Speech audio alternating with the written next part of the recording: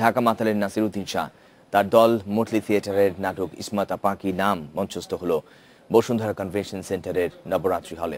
প্রখ্যাত সাহিত্যিক ইসমত চুগধাইয়ের গল্প অবলম্বনে এই নাটকে অভিনয়ের পাশাপাশি নির্দেশনাও দিয়েছেন নাসির উদ্দিন শাহ।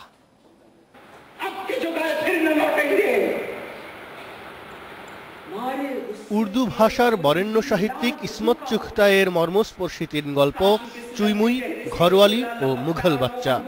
গল্প তিনটি নিয়ে ভারতের নাটকের দল মোটলির প্রযোজনা ইসমত আপা কি নাম। পুরুষ শাসিত সমাজে নারীর জীবন সংগ্রামের কাহিনী তুলে ধরা হয়েছে এই নাটকে। অভিনয় করেছেন হিবা শাহ, রত্না পাঠক শাহ এবং নাসিরুদ্দিন শাহ নিজে। মঞ্চায়নের আগে ইসমত চুগতাইয়ের জীবন ও সাহিত্য নিয়ে আলোকপাত করেন নাসিরুদ্দিন শাহ। এই পুরো গল্পটাই নারীদের সম্পর্কে, যুগ যুগ ধরে নারীদের ওপর যে নির্যাতন হয়েছে তার সম্পর্কে।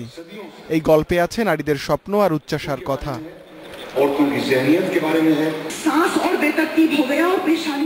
এরপর শুরু হয় হিবা শাহ অভিনীত একাঙ্কিকা চুইমুই।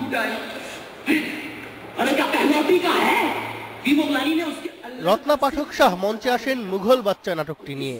এতে দাদির চরিত্র অভিনেত্রী রত্না বলে যান মহাশক্তিধর স্বামীদেরকে সামলানোর গল্প। তৃতীয় গল্প ঘরওয়ালিতে মঞ্চে আসেন নাসিরুদ্দিন শাহ। ব্যঙ্গাভিনয়ে তুলে ধরেন নারীর কোন কোন শক্তির সামনে নত হন পুরুষেরা।